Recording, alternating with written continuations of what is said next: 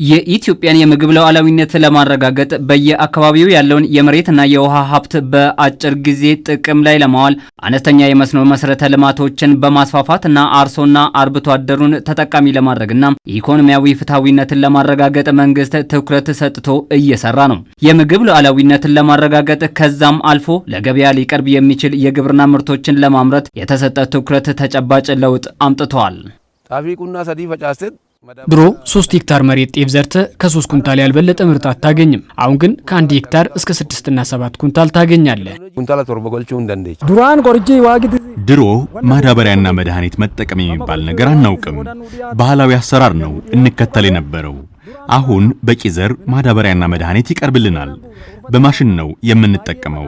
በጣም ትልቅ ለውጥ አለ። ባየል ውጥ ይቀም ወደጋ አካባቢ ምን ዘር ነው የሚፈልገው በታችኛው ወይም ደግሞ ወይነ ደጋ አካባቢ ምን ነው የሚፈልገው ብሎ ተከፋፍሎ ነው ያለው ማለት ነው። ስለዚህ ከትንሽ መሬት ትልቅ ምርት ማግኘት ነው። የትኛውም ቴክኖሎጂ ተጠቅመን እንደ ከተማ ወይ ደግሞ እንደ ከተማ ቅርብነት የትኛውም ቴክኖሎጂ ተጠቅመን ምርታማነት ለማሳደግ ነው እቅዳችን ማለት ነው። ምርታማነትን መጨመር ከተቻለ ደግሞ ያልባከነና ጥራቱን የጠበቀ ምርት ሊኖር ይገባል። የደረሰውን ምርት ከአሰባሰቡ እስከ ክምችቱ ድረስ ለብክነት በማይጋለጥ መልኩ መሆን ደግሞ ለሚጠበቀው የምግብ ሉዓላዊነት መሳካት ሚናው ከፍተኛ ነውና ሊተገበርም ይገባል። በሸገር ከተማ አስተዳደር የሚገኙ አርሶ አደሮችም የምርት ብክነትን ከመቀነስ አንጻር ግንዛቤን ከማግኘት አንስቶ እስከ መተግበር ድረስ ለውጥ እንዳላቸው ያነሳሉ። ለቀመዲ ስንቆና እዚህ ጤፍ፣ ስንዴ፣ ገብስና ሽምብራ እናርሳለን። ባለሙያዎችም እየመጡ ስልጠና ይሰጡናል። ለምሳሌ እህሉ በነቀዝ እንዳይበላ መድኃኒት አለው። እሱን ባለሙያዎች በሚሰጡን ስልጠና መሰረት እንጠቀማለን። ስለዚህ እህላችን ሳይበላሽ ለገበያ እናቀርባለን። ሚናሳን ገባር ኦልፋን አንወዳ ይጋፋ እህል የምንሰበስብበት ኮምባይነር አለን። በብዛት እሱን ነው የምንጠቀመው። ሌላው እዛው ማሳው ላይ እህሉን በሚፈለፍል ማሽን ተጠቅመን ወዲያውኑ ነው ወደ ቤት የምንወስደው። አንደኛው ጥቅም እህሉ እንደደረሰ ሳይበላሽ መሰብሰባችን ነው። በጣም ጥሩ ምርት ነው እያገኘን ያለ ነው። ያው መሐመድ ደግና አራማ ብቻ አራነ ከዛ በሸገር ከተማ በተለያዩ አካባቢዎች ላይ የሚገኙ በተለይም ከአርሶ አደሩ ምርቶችን ሰብስበው በመጋዘን ውስጥ በማስቀመጥ ጥራቱ እንዳይጎድል እንዲሁም ደግሞ የምርት ብክነት እንዳይኖር በማድረግ ወደ ተጠቃሚ የሚያደርሱ የተለያዩ የህብረት ስራ ማህበራትን ተዟዙረን እየተመለከትን ነው የምንገኘው። ዩኒኑ አግሮኖሚስቶች አሉ፣ ባለሙያዎች፣ የሰብል ባለሙያዎች። የሰብል ባለሙያው ያረጋግጠው ነው ወደ መጋዘን ውስጥ የሚገባው።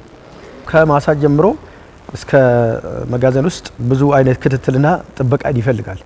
ሰብል ብልሽት የሚመጣው ከሙቀትና ከተለያየ ጥራጥሬዎች ላይ ጉዳት የሚያመጡ ትላትሎች አሉ። እነዛ እንዳይፈጠሩ እና ሙቀትም በየጊዜ እንዳይፈጠር አንደኛ በመጋዘኑ ክፍት አድርጎ አየር እንዲያገኝ ማስደረግ፣ እሱም የራሱ ስታንዳርድ ነው። ምክንያቱም ጥራጥሬማ ቢሆን የዚህን ኃይል እንደ ጤፉ አይደለም። የተወሰነ መሃል ላይ ክፍተት እየሆነ አየር በውስጡ እንዲዘዋወር ይደረጋል። ሕክምና ያደረግላቸዋል። ፉሙጌት እናረጋቸዋለን። ጊዜውን ጠብቆ ለተወሰነ ለ3 ወር ለ4 ወር የሚያቆየው ታብሌት ነገር ነው ማለት ደግሞ እንደ ክኒን ነገር ይቀበራል። በውስጥ ሄዶ አልፎ አልፎ ይቀብሩታል። ከዛ በኋላ ይታሸጋል በመዳበሪያ በሰፊ ራሳቸው መዳበሪያ አላቸው።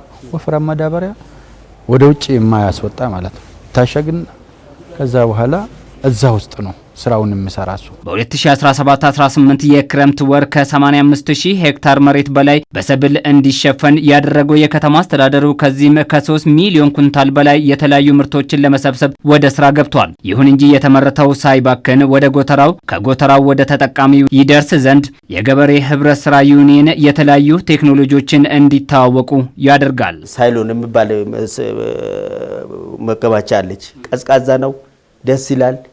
አሁን እሱ እያስተማርን ነው።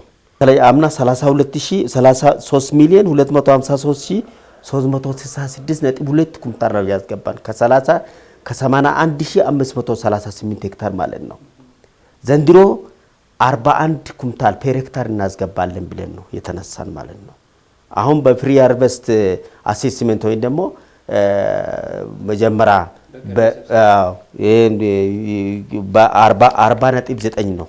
አሁን እንትንዩ በኦቨርቪው ደግሞ በኢንተርቪውና ያለው ስታንድ አሁን ያለው ስታንዱ ይሄሉ ምን አይነት ደረጃ ነው ያለው መሬት ላይ ምን አይነት ይሆናል እንደ ከአምና የተሻለ ሆኖ ስለተገኘ 40.9 ተገምቶ ነው አሁን የመጣ ማለት ነው ከእያንዳንዱ ክፍለ ከተማ።